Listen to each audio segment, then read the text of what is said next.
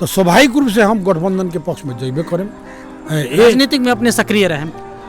हम राजनीति में एकदम सक्रिय रहे। एकमात्र बात हम कहेंगे विशुद्ध हम निर्दोष बानी और राजनीतिक रूप से जब हम आगाड़ी बढ़त रहनी तो वो किसान के बेटा माने नम्हर पद पर ना जाओ काहे गइल ई देख के राज्य के तरफ से षड्यंत्र भइल। ओती घरिया जब हम उभरत रहनी नेता रहनी, जब ऐसा किस्म के माहौल रहे कि हमरा के दावे में बहुत मुश्किल रहे तो उन घड़ी में हमरा के जेल में बंद कल गई। आजू उ परिस्थिति नहीं है। नेता लोग ये बात के बुझल हो और राष्ट्रपति जी बात बुझली हो कि वास्तव में मैं निर्दोष बनन और 9 बरस जेल काट लेना, वनवास के रूप में 9 बरस जेल काट लेना। उससे हमार चाल चलन भी बहुत अच्छा रहा। जेल में रह के भी हम सरकार के साथ देनी और माने सारा जनता के हम सहयोग कैनी। ये हिसाब से देख के हमरा के माने आम माफी मिलल। बाजार में ई हल्ला बा कि माधव कुमार नेपाल के प्रेशर से अपने छुटनी है, आम माफी अपने के मिलल है और खास में अपने किसान श्रेष्ठ के जितावे आइल बानी क्षेत्र नंबर 4 में। नमस्कार और प्रणाम। हमनी के तमाम दर्शक लोग के नेपाल पोस्ट टीवी देख रहल हम मनोज पटेल अपने तमाम दर्शक लोग के स्वागत करे के चाहतनी। हमनी संक्षिप्त प्रतिक्रिया, देश में यही अगहन 4 गते चुनाव हो रहा बा, देशे भर चुनाव हो रहा बा और प्रदेश सभा और प्रतिनिधि सभा के दोनों चुनाव एके बार हो रहा बा और सारा नेता लोग चुनावी गतिविधि में व्यस्त बानी। अभी हमनी संगे बानी पर्सा जिला के और बारा जिला के राजनीतिक में बहुत ही महत्वपूर्ण योगदान पहुँचावल और बारा जिला के राजनीतिक जीवन में नेकपा एमाले के आंदोलन में बहुत ही अग्रणी भूमिका निर्वाह करे वाला तत्कालीन जे बेरा नेकपा एमाले पार्टी रहे वो बेरा मधेसी लोकतांत्रिक संगठन के केंद्रीय महासचिव और पार्टी के अंचल कमिटी सदस्य समेत रहल रामचंद्र प्यासी, जौन की महमूद आलम हत्याकांड में भी आरोपी रह के जेल में रहनी। उनका आम माफ़ी मिलल बा, देश के तरफ से राष्ट्रपति द्वारा उनका आम माफ़ी मिलल बा और वहाँ राजनीतिक गतिविधि में भी अभी सक्रिय बानी। संक्षिप्त उनकर प्रक्रिया ले के हम चाहें अपने सबसे पहले हमनी के छलफल में अपने के स्वागत बा। धन्यवाद। प्यासी जी, अपने कहनी कि ई जवन मुद्दा रहे एगो फौजदारी अभियोग अपने खेपनी, अपने कहनी कि कहीं ना कहीं में राज्य के तरफ से अपने के फंसावे के षड्यंत्र भइल कह के संक्षिप्त रूप में का प्रतिक्रिया देवे के चाहे अपने? एमे हम बहुत ज़्यादा प्रतिक्रिया देवे के पक्ष में नहीं की। एकमात्र बात हम कहेंगे विशुद्ध हम निर्दोष बानी और राजनीतिक रूप से जब हम आगाड़ी बढ़त रहनी तो वो किसान के बेटा माने नम्हर पद पर ना जाओ काहे गइल ई देख के राज्य के तरफ से षड्यंत्र भइल। और एमे संगे हम जोड़े में यह बात कि अगर सरकार राजनीतिक सरकार रहित तो हम राजनीतिक आदमी भैला के चलते हम ना फंसती। कर्मचारी लोग के सरकार रहे ओमे माधव घिमरे जी जो गृह मंत्री रहलन वो मुख्य सचिव रहलन। ओती घड़ी उनका से हमने के व्यक्तिगत झगड़ा तगड़ा रहे। हमारा नेतृत्व में कुछ सांसद लोग जाके उनका से कुछ बात कैले रहे जवना से उनका चित ना बुझे रहे। और दुर्भाग्य हमार ई बाजे ओती घड़िया जब ये घटना भइल बा महमूद आलम जी के जौन हमने के एमाले के ओती घड़ी के नेता ही रहलन, उम्मीदवार रहलन, प्रत्याशी रहलन। उनकर जब घटना भइल तो ओती घड़िया यदि माधव घिमरे गृह मंत्री बन गए रहलन चुनावी सरकार के, खिलराज रेग्मी के नेतृत्व के सरकार के। ई कारण भइल कि हमरा पर षड्यंत्र आगाड़ी बढ़। जब प्यासी जी अपने इतना चर्चित नेता अपने ऊपर अपने कहने की षड्यंत्र भइल, जब अपने ऊपर षड्यंत्र अगर राज्य के करे के रही तो फिर राज्य अपने के आम माफी दे देला भी का कहे के चाहे में? ओती घड़िया जब हम उभरत रहनी नेता रहनी, जब ऐसा किस्म के माहौल रहे कि हमरा के दावे में बहुत मुश्किल रहे तो उन घड़ी में हमरा के जेल में बंद कल गई। आजू उ परिस्थिति नहीं है। राज्य के तरफ से हम कहनी हुआ कि ओती घड़िया सरकार कर्मचारी की सरकार रहे, राजनीतिक सरकार ना रहे। अभी राजनीतिक सरकार बा नेता लोग ये बात के बुझल हो और राष्ट्रपति जी बात बुझली हो कि वास्तव में मैं निर्दोष बनन और 9 बरस जेल काट लेना, वनवास के रूप में 9 बरस जेल काट लेना। उससे हमार चाल चलन भी बहुत अच्छा रहा। जेल में रह के भी हम सरकार के साथ देनी और माने सारा जनता के हम सहयोग कैनी। ये हिसाब से देख के हमरा के माने आम माफी मिलल। तो अब जैसे कि अब आम माफी मिल गई तो अपने बाजार में ई हल्ला बा कि माधव कुमार नेपाल के प्रेशर से अपने छुटनी है, आम माफी अपने के मिलल है और खास में अपने किसान श्रेष्ठ के जितावे आइल बानी क्षेत्र नंबर 4 में। वैसन का कोनो बात नहीं है कि स्पेशल किसान जी के जितावे ही आइल बानी। स्वाभाविक रूप से नैतिक रूप में जब इस सरकार हमरा के सिफारिश कैलक छोड़े के, गठबंधन सिफारिश कैलक हमरा के छोड़े के, तो स्वाभाविक रूप से हम गठबंधन के पक्ष में जैबे करें। राजनीतिक में अपने सक्रिय रहे, हम राजनीति में एकदम सक्रिय रहे, गठबंधन के जितावे में हम लागे। खाली किसान श्रेष्ठ जी के बात नहीं के, अब जहाँ तक अपने नाम धनी किसान श्रेष्ठ जी के, तो वो तो हमारे चेला भी हवन। राजनीति में हमने के विदेश जात खुनिया युवा संघ में उड़लन, तो संग संग गैल भी रहलन। तो एगो हमार चिनल पुरान चिनल आदमी यहाँ के उम्मीदवार बनता, विकास प्रेमी आदमी बड़ान, वो मंत्री रहलन, तो उतरिए भी बहुत विकास कैले बड़ान। युवा लोग के बेरोजगारी हल करे के समस्या हल करे खतरा बहुत योगदान बा उनकर। अभी उम्मीदवार अभी नॉमिनेशन करे से पहले 50 करोड़ के विकास ले आके यहाँ शिलान्यास मने मंत्री लोग से ले आके करा दिलन। तो हम देखें कि वास्तव में ये बात तो बा, विकास प्रेमी आदमी बनन, हमरा ये गठबंधन छोड़ना ही बा।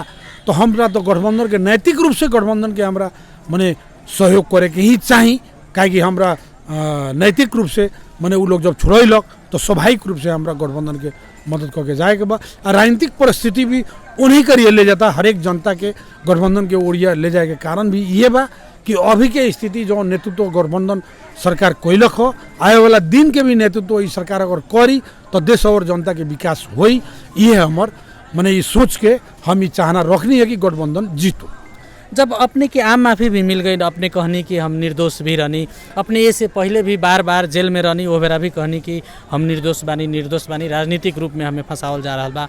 अपने के तत्कालीन समय में महमूद आलम एगो राजनीतिक सहकर्मी भी एक एगो पार्टी में संगठन में अपने लोग संगे संगे काम कैनी, तब अपने के ई नहीं लागत या अपने के ई जोड़ रही कि ना रही कि जौन सही में वो घटना में घटावे वाला जौन दोषी लोग रहे उन लोग के अब खोजी अनुसंधान होके के चाहिए। जैसे कि ऐसे पहले भी मदन भंडारी जीवरा में आश्रित के भी हत्या भइल, उहो अभी तक ले पता ना लगे सकल, अपने के पार्टी बार बार सरकार में गई। अब महमूद आलम के भी हत्या जौन सही रूप में हत्यारा बा ओकर खोजी होके के चाहिए अपने के विचार से। हम अपने की प्रश्न से बहुत खुश भइनी। अभी का है कि ई विषय हमार स्वयं बा कि सरकार एकरा के पुनः जांच पड़ताल करो, छानबीन करो और सही दोषी के पता लगाओ। हम तो निर्दोष में 9 बरस जेल काट लेनी, ऐसा का फिर निर्दोष में कोई निमन आदमी की कोई हत्या ना हो। हमरा पर जाहिरी कोई ई महमूद आलम जी के श्रीमती नेजमा खातून जी ना दिली, हमरा पर कोई मोबिन जी उनकर बेटा ना दिलन, वो लोग के तो कोनो दोष नहीं किया। वो लोग तो थाना में कहलक जी रामचंद्र पैसे के तो हमने के मने नेक्स्ट जाने दे मने कोयले बना तो हमने क्या दी। तो प्रशासन द्वारा ये बात के कहल गई कि ना बोलू अथी उहे कोयले बना हमने के जांच कर लेनी। तो अनुसंधान में ये देखल गई बा, देखल गई कह के वो कहल कोनो अनुसंधान में ना देखल गई रहे। वो कहानी रचल गई, वो कहानी रचल गई कि इनका के फंसावे के बाद तो कौन कहानी रचल जाई। वो कहानी रच के फिल्म में हमने देखे नहीं सके, एक भाई के मार के एक भाई के फंसा देवे के। उहे काम हमने के यहाँ बारा जिला में भइल बा, नेपाल में भइल बा कि एक भाई के मार के एक भाई के फंसावे वाला काम कइल गइल। हम तो कहें कि जहाँ से हत्या के प्लानिंग भइल बा उतहीं से फंसाए के भी प्लानिंग भइल बा कहीं ना कहीं से। हम सरकार से ये मांग करता नहीं कि एक घटना के जांच पड़ताल सूक्ष्म तरीका से सरकार एक जांच पड़ताल करी तो जरूर सही चीज़ बाहर आई। हम चाहतन कि सही चीज़ बाहर आओ, एमें हमरा का सहयोग करे के पड़ी हम करें, लेकिन हमारी मांग बा सरकार से जे एकरा के पुनः ई मुद्दा के छानबीन करो, निमन से जांच पड़ताल करो। अब जैसे कि अपने अब खुद किसान श्रेष्ठ के जितावे के अभियान में लागल बानी, अपने खुदे कहनी है कि हम सहयोग करें उनकरा के। यहाँ के कृषि, स्वास्थ्य, सड़क, जितना भी यहाँ शिक्षा लगायत के अवस्था सब बहुत जर्जर बा। अपने लंबा समय तक ले जेवल बंदी जीवन बितैनी।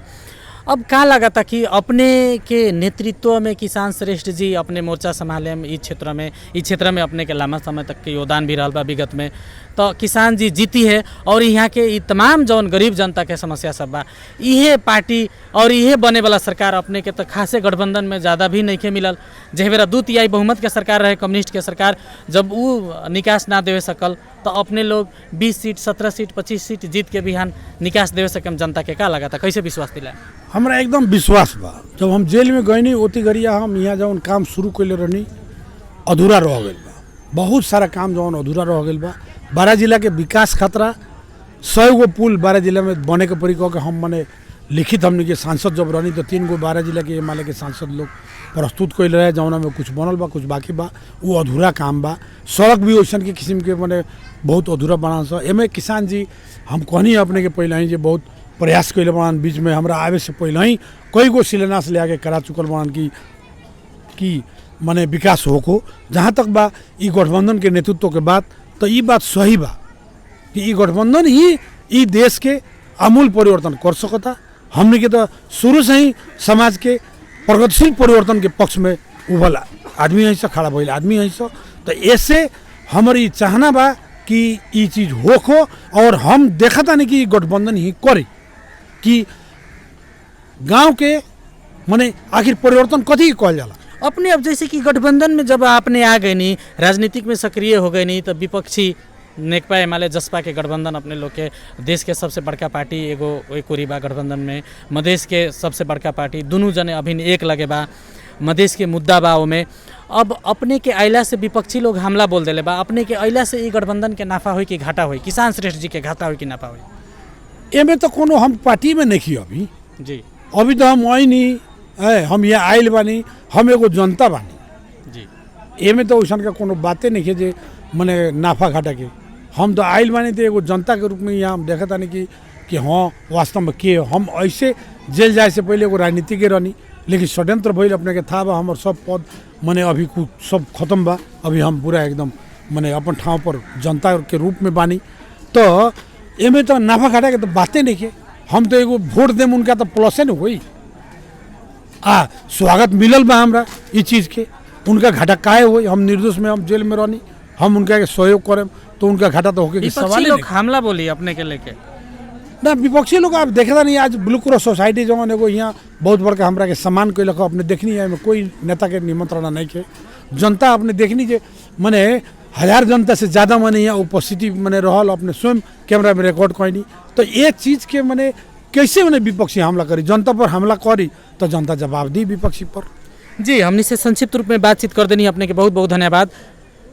जाते जाते हम प्रतिक्रिया अपने लेके आवे के चाहतनी ई हमनी के तमाम ई दर्शक जौन हमनी के देख रहा बा नेपाल पोस्ट टीवी का कहे के चाहे अगला अगहन 4 गते के चुनाव में नेता के चुने के संदर्भ में हम एक बात कहें, व्यक्तिगत रूप से किसान श्रेष्ठ जी के बात यहाँ नहीं है, देश के भविष्य के बात बा। देश के भविष्य निर्माण करे खतरा, जनता के उत्थान करे खतरा, किसान और मजदूर के हक हित सुरक्षित करे खतरा। ई गठबंधन के ही सरकार ई देश में आगाड़ी बढ़ाई और गठबंधन के ही सरकार के विजयी बनाओ के हम अनुरोध भी करें।